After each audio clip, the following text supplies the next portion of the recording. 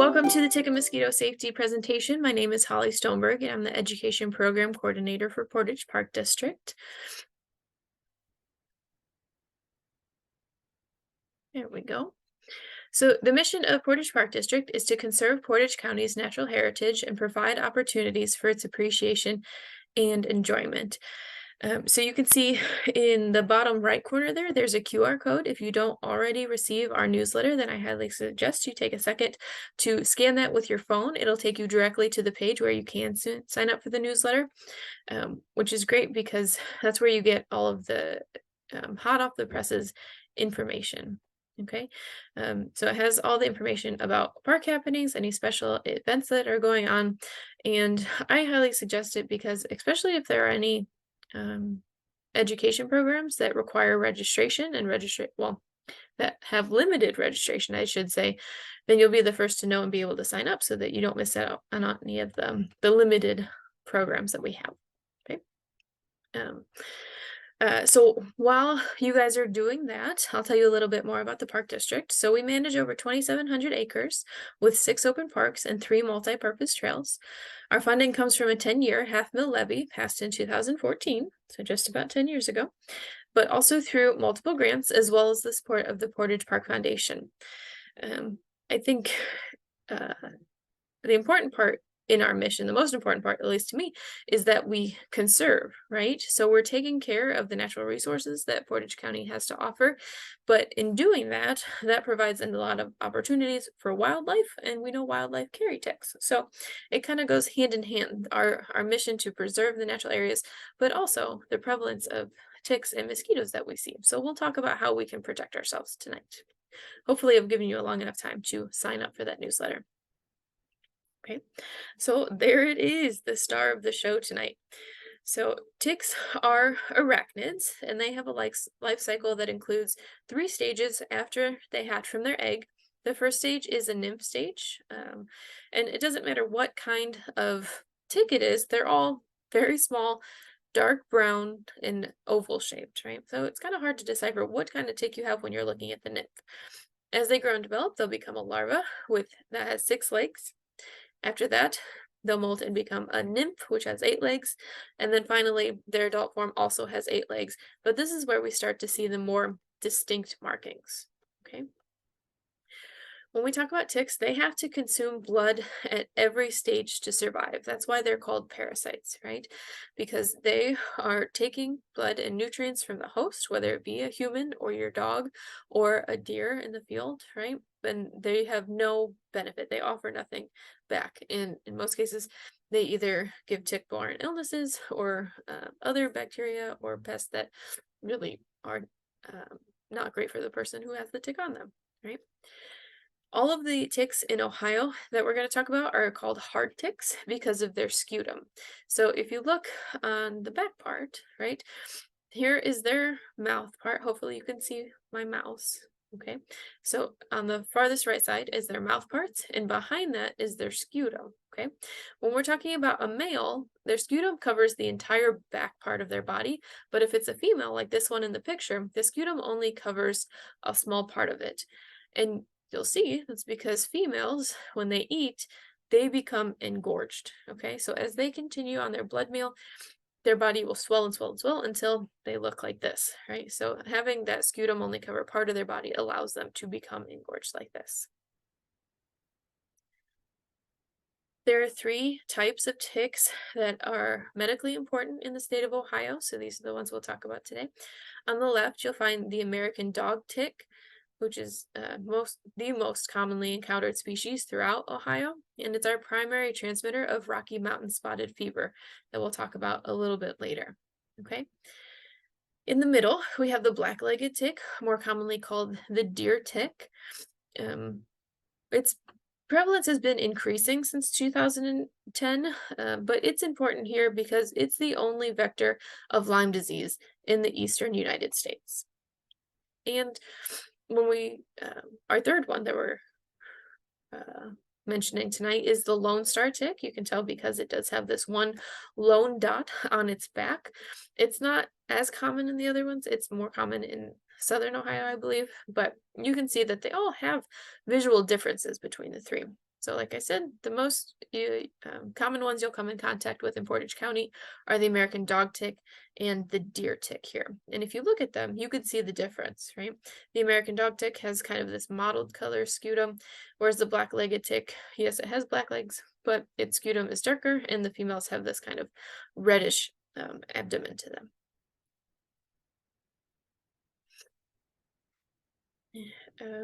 When we talk about ticks and mosquitoes, of course, they're going to get a bad rap, but they're here, of course, for a reason, right? So, ticks, their purpose, they actually have a couple, right? They're not just here to be pests and parasites. So, they are food for other animals. So, if you have chickens, they love ticks, other small yard birds, guinea fowl, and our possums also love to eat ticks as well, right? So they make a good bottom of the food chain. They're also ecosystem indicators. So what that means is that when scientists go to study these, we can tell how populations are doing based on how many ticks are in the area, right? So if there's a lot of ticks, and we know that ticks are usually on small rodents and mammals, then you know that there's a lot of those organisms as well. If you're not finding as many ticks, then maybe the predators that's eating the small rodents, maybe their population is high at that time. So they're really good indicators for scientists to study to see what's going on in a specific ecosystem. Okay.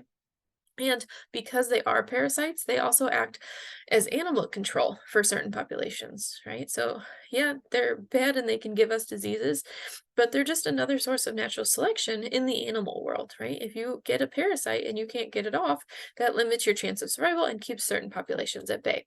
Okay?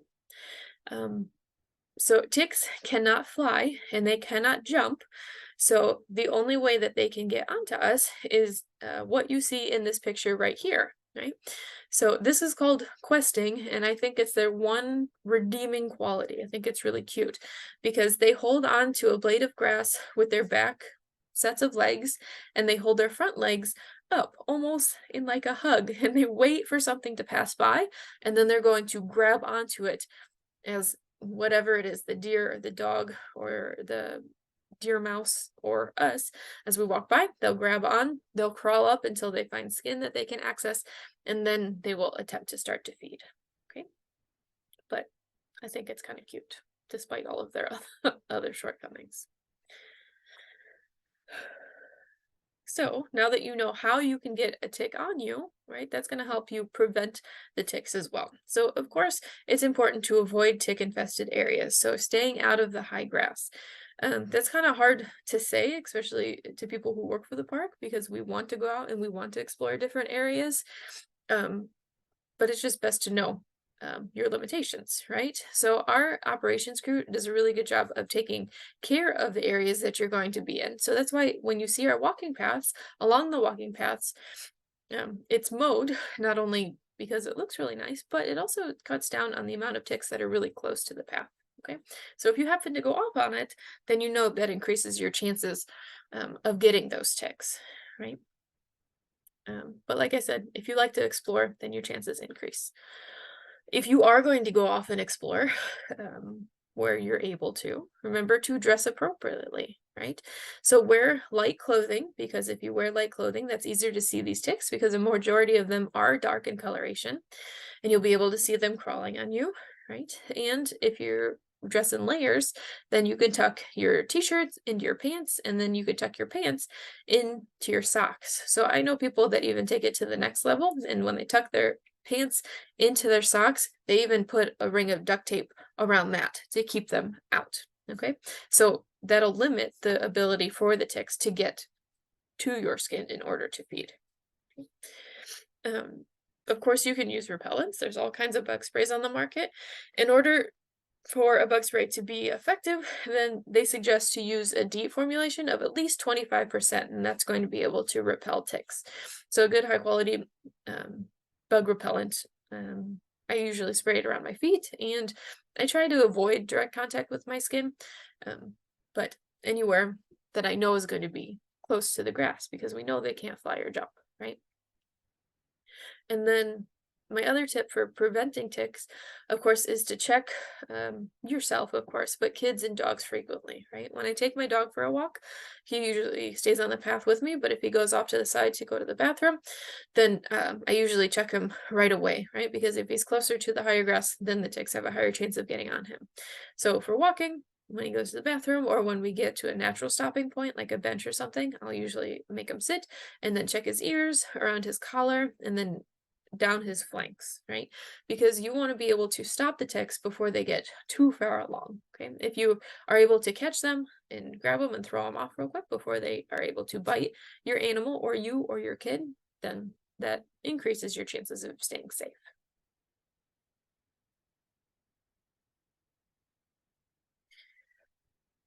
Okay. So here are the suggestions based on OSU and their extensions. So the longer a tick is attached to you, the higher the chances of it passing on a disease. So like we just said, you want to check regularly, not only along the path, but as soon as you get home, if you're able to bathe right away, that helps as well. Um, but if you do find a tick that has attached, these are the steps that you're going to want to take. Okay, so use tweezers to grab the tick as close to the skin as possible. Okay, we want to minimize um, rupturing the tick or breaking the tick at all, because if it's broken and its body fluids leak out and they come in contact with open skin on you, that also increases the chance of disease being spread. Okay, so anything you can do to avoid rupturing the tick. I know maybe when you were growing up, you might have heard like put a hot match head on it. So you don't want to do that as well because that also might rupture the tick. So try to get out in one whole piece, and using tweezers is the best way to do that. After you grab it, you're going to pull straight up. You don't want to twist, you don't want to yank, just use firm pressure to pull it straight up so that you get the entire tick. Um, in case that doesn't work, right? The mouth parts might become detached from the rest of the tick, and I wouldn't worry about that, right? Because the diseases are stored in their abdomen. But if the mouth part is still there, you can try to get it out, but you don't want to cause any more damage to your skin. So you can clean it and then you would just leave it, and your body will take over and it knows what to do. It'll treat it as a foreign object, like a small splinter or something, and it will take care of it for you.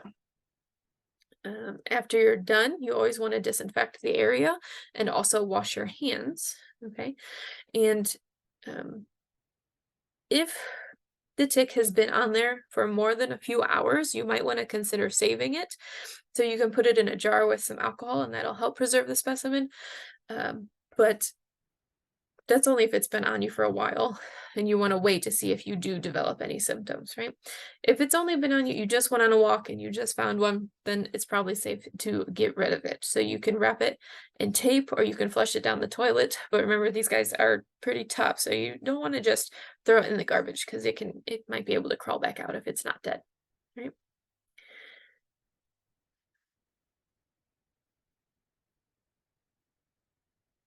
Okay.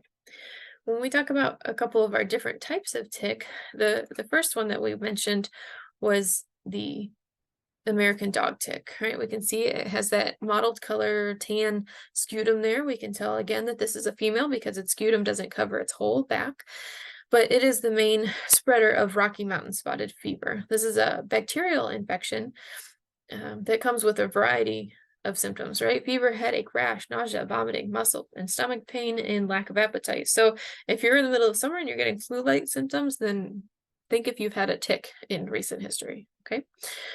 One way you can know if, if you have this is if a rash develops about 2 to 4 days after the fever develops. And it's called spotted because the rash looks like polka dots, right? It's kind of all over kind of rash. This can be cured with antibiotics, so make sure if you have these symptoms, you can go to the doctor. But luckily, these things can't be spread from person to person. You get it from a tick, and that's the end of the line. Okay. When we go on to our black-legged tick or our deer tick, this is the one that we're usually the most worried about because it does carry Lyme disease, which we know to be um, a pretty serious disease, right? So it's another bacterial infection. Again, it's not transmissible between humans, but it has pretty similar um, symptoms, right? So you have a headache, fever, chills, muscle pain, joint pain, fatigue. Well, something that's different with this one is that bullseye rash that you can see in that picture. So based on where you were bit, you can see that there's a couple rings there that resemble a bullseye. So that's one of the main things, but not everybody gets that rash, right? I know when I was growing up, we were always told that Lyme disease is not curable, and you can kind of decide how you want to argue that, right? So, in the early stages, it is curable with antibiotics, but the longer you've had it and it's gone untreated, then it becomes more of a chronic issue because these this Lyme disease, the bacterial infections puts kind of like sleeper cells into your body that are dormant and then might become active years down the line. So it becomes more of a chronic issue after that, right? This one's really problematic because most of our ticks are relatively large. You can see them with the naked eye, but when we talk about Lyme disease, most of the infections are from the nymphs, which are less than 2 millimeters long, right? So if you look at this little diagram here, the nymph is the third one from the left, okay? So it's really, really small. If you think about like a brand new box of crayons, how the tip of the crayon that you're about to color with, the flat part, um, that's 2 millimeters.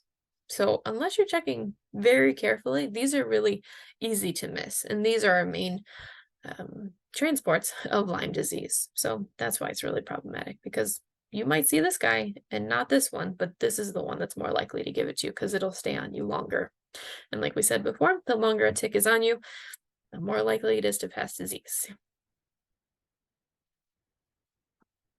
Okay, so that's all with ticks. Those are the three ones that we have to be looking for.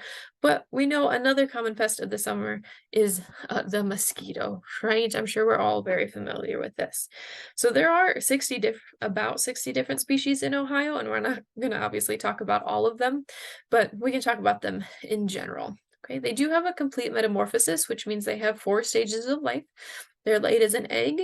They develop as a larva, they pupate, and then they emerge as an adult. In 3 of those stages, the egg, larva, and pupa all need water to survive. Okay, if there's no water, they're not going to continue on. Um, there are some that will hang around in a dormant stage until water is available again, but for the most part, we know that keeping standing water is a bad thing, right? So after the adults emerge from water, the males do not bite. So if you're getting bit by a mosquito, it's not a male. The males are going to go and they're going to feed on flower nectar and then different plant juices, but the females are the ones that annoy us, right? They're ready to bite about 1 to 2 days after emerging. And even if they don't have a disease in them and they're not transmitting diseases to you, they're still annoying, right? They create that really itchy bump, and depending on your immune system, you might get a bigger bump than other people, right? Because that's your body reacting to it. Um, but also, when you're scratching, not only can that cause skin issues, but if you get deep enough, that can cause secondary infections as well. So we want to be careful with these guys all summer long. We can think about ways to prevent them, which is pretty easy. So the biggest thing is to control breeding sites, right? Like I said, 3 of their stages in their life cycle need water to survive. So if you have standing water in your yard, you might want to think of ways to eliminate it or minimize it. Okay, so if you have tires that the kids play on, if you have septic systems with poor fitting lids, if you have other containers like flower pots or bird baths, right? All of these are standing water, and all of these are places where this larva can develop. Okay, I know in my yard I had my maple syrup buckets from my trees, and they were sitting on the front step waiting for me to wash them. And within a day or two, because it had rained, I could see little mosquito larvae in there. So I made sure to dump them right away so that that problem didn't persist. Okay. Of course, you can use repellents like with the ticks, right? You don't need as strong For these, at a level of about 5 to 10% are effective to keep the mosquitoes away, but you might need to apply it a little bit more. Okay. And you want to cover with light colored clothing. So again, this is so you can see it, but also I've read that the mosquitoes aren't attracted to light colored clothing. They prefer dark clothing. So that's maybe one way to keep them away. And of course, avoid peak time. So I'm sure you've all been sitting outside on a beautiful day. The sun starts to set and you notice that's when you really start getting bit.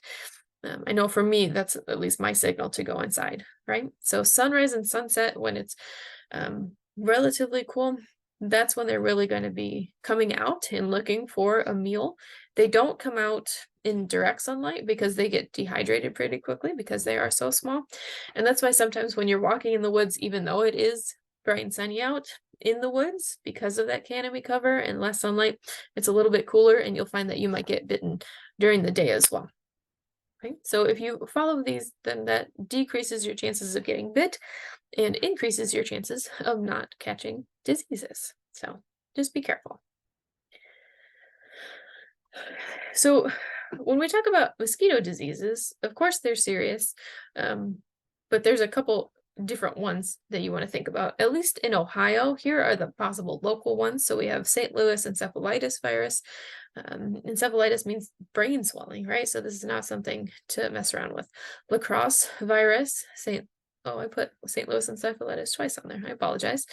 And the West Nile virus, which I'm sure you've heard of before, right? But if you follow the protection and you wear light clothing and you wear your bug spray and you don't go out at dusk or dawn, then that decreases your chance of getting bit, so you won't get these. And the trouble with these, some of them do have symptoms right away, but some of them don't have symptoms until maybe it's a little bit too late. So you just want to be careful. And of course, these are the ones that are in Ohio, but if you're traveling, you have to be careful as well because mosquitoes are ubiquitous. So remember, we've heard about dengue fever and malaria and yellow fever and the Zika virus, and these are all transmitted by mosquitoes as well. So be careful no matter where you are. But we know the best way to prevent disease is to prevent mosquito bites. Okay. Okay, so that's going to conclude our brief presentation on tick and mosquito safety. I hope you enjoyed something. I hope you learned something. Again, this was recorded, so you will be able to watch it on YouTube at a later date. Remember, I'm an education specialist. I'm not a doctor, so make sure if you feel any of these symptoms or are curious about these, you consult medical professionals, okay? Our hope today was just for you to learn a little bit more about what's going on out in nature and also to be careful. So we don't want you to be fearful of nature. We want you to go to explore it, but it's important to be safe while you're doing it as well. So we hope to see you on the trails, regardless if there's ticks and mosquitoes or not. If you have any questions, feel free to email me there. And then if you go to places like the Portage County Health District or the Ohio Department of Health, those are also great resources to find out more information on tick and mosquito-borne illnesses. Okay? So thank you for joining us tonight, and I hope you have a wonderful day. Thank you.